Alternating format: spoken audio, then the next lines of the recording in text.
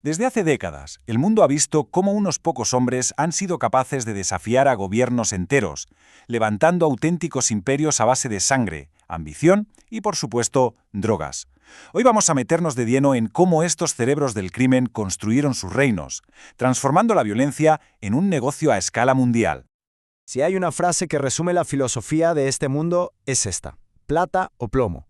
La elección era brutalmente sencilla: o aceptabas el soborno, la plata, o te enfrentabas a una bala, el plomo. No había más opciones. Era la ley que imponían hombres como Pablo Escobar, una política de negocio tan simple como aterradora. Pero, ojo, antes del terror a cara descubierta hubo arquitectos. Hubo figuras que vieron el narcotráfico no como un simple delito, sino como una verdadera empresa. Ellos fueron los que dibujaron los planos, los que crearon las estructuras sobre las que luego se levantarían los grandes imperios. El caso de Miguel Ángel Félix Gallardo, el padrino, es de película. Era un antiguo agente de policía, así que conocía el sistema a la perfección y usó ese conocimiento para corromperlo desde dentro. Su gran idea fue decir: señores, dejemos de pelearnos entre nosotros. Unificó a todos los traficantes bajo un único mando, creando el primer cártel moderno de México. Su lema era sobornar antes que disparar. Mientras a miles de kilómetros, en Colombia, Gilberto Rodríguez Orejuela, el banquero, tenía otra visión. Su cartel de Cali no era una banda de matones, funcionaba como una multinacional. Tenía sus departamentos de finanzas, de logística. En su mejor momento llegaron a controlar el 80% del mercado mundial de cocaína. Y no lo hicieron a base de terror, sino con una eficiencia empresarial casi quirúrgica. A ver, si los ponemos frente a frente, vemos dos modelos de negocio completamente distintos. Por un lado, El Padrino, con un control centralizado unificando bandas, un imperio que por cierto se desmoronó en cuanto él cayó. Y por otro, El Banquero, con una estructura de empresa, enfocado en el blanqueo y la corrupción a gran escala. Y su imperio también se vino abajo tras su captura. Dos modelos fundacionales, dos destinos muy parecidos.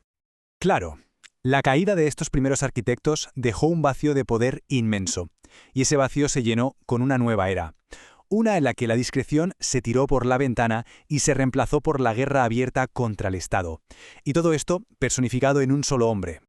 Vamos a pararnos un segundo en esta cifra. En su punto más alto, el cártel de Medellín de Pablo Escobar ganaba unos 70 millones de dólares al día. Era una cantidad de dinero tan absurda que, según contaba su propio hermano, perdían millones simplemente porque las ratas se comían los billetes que tenían almacenados.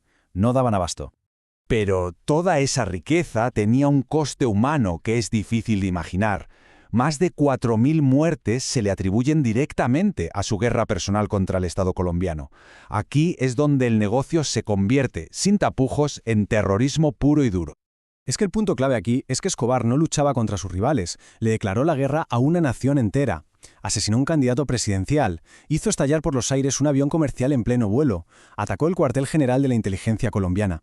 Y ya, el colmo de la soberbia fue construir su propia cárcel de lujo, la Catedral, para entregarse, sí, pero bajo sus propias condiciones. La caída de esa primera generación de capos, como Escobar o los Rodríguez Orejuela, dejó el tablero de juego patas arriba y creó un vacío de poder. Y ese hueco lo llenó una nueva estirpe de líderes, tipos muy innovadores que llevaron el negocio a una escala global que nadie había visto antes. Y uno de los más conocidos, sin duda, es Joaquín El Chapo Guzmán. Pero cuidado, el Chapo no era solo un traficante. Era un genio de la logística y de la ingeniería. Su sello personal no eran tanto las balas como los túneles, auténticas obras de ingeniería clandestinas que cambiaron las reglas del contrabando para siempre. Su fuga de 2015 es la prueba perfecta. Desde un simple agujero en la ducha de su celda, en una cárcel de máxima seguridad, bajó a un túnel de 1,5 kilómetros de largo. Un túnel con luz, con ventilación y hasta con una moto sobre raíles que lo estaba esperando. Esto no es una fuga, es una humillación en toda regla para un país entero. Una demostración de poder y recursos brutal. Bien, mientras el Chapo conquistaba el subsuelo, otro estratega, mucho más silencioso, se adueñaba de los cielos, Amado Carrillo Fuentes. El líder del cártel de Juárez se dio cuenta de que el futuro del transporte a gran escala no estaba en la tierra, sino en el aire. Para que nos hagamos una idea de la escala de su operación, los métodos tradicionales movían como mucho 500 kilos por viaje en una avioneta. Carrillo Fuentes usaba una flota de aviones comerciales modificados. Cada vuelo podía transportar 8 o 10 toneladas de cocaína. Vamos, cambió la logística del negocio de arriba a abajo. Toda esta evolución nos lleva a un punto de inflexión crítico. el momento en que los traficantes se convierten en auténticas fuerzas militarizadas.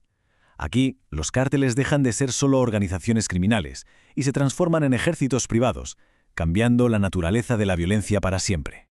Y la encarnación perfecta de este cambio son los Zetas. Esto es un antes y un después. Ya no hablamos de simples sicarios. Eran desertores de la élite del ejército mexicano, de las fuerzas especiales.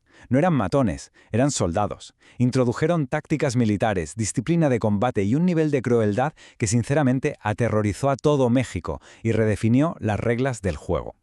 Pero entre todos estos nombres tan conocidos, entre tantos capos caídos en combate o capturados, hay una figura que representa la naturaleza perdurable, casi invisible, de estos imperios, el hombre que ha sobrevivido a todas las guerras y a todas las capturas. Su nombre es Ismael El Mayo Zambada. Es el cofundador del cártel de Sinaloa junto al Chapo, y es el superviviente definitivo del mundo del narco. Mientras otros buscaban la fama, las portadas y los focos, él eligió la sombra. Entendió que el verdadero poder es invisible. Es que su carrera abarca más de 50 años en la cima del crimen organizado. Empezó con Félix Gallardo, fundó el cártel de Sinaloa con el Chapo, y cuando el Chapo cayó, él simplemente asumió el control total. La clave de su éxito: nunca ha pisado una cárcel. Más de medio siglo en el negocio y jamás ha sido capturado. Es la prueba de que en este mundo, a veces, el verdadero poder es no salir en la foto. Y con esto llegamos a la reflexión final. Hemos visto a los arquitectos, a los terroristas, a los innovadores y a los fantasmas. Pero la pregunta sigue ahí, en el aire. ¿Son estos imperios obra de unos pocos hombres excepcionalmente ambiciosos y crueles? ¿O son en realidad el resultado inevitable de una demanda global que parece no tener fin? Ahí queda la cuestión.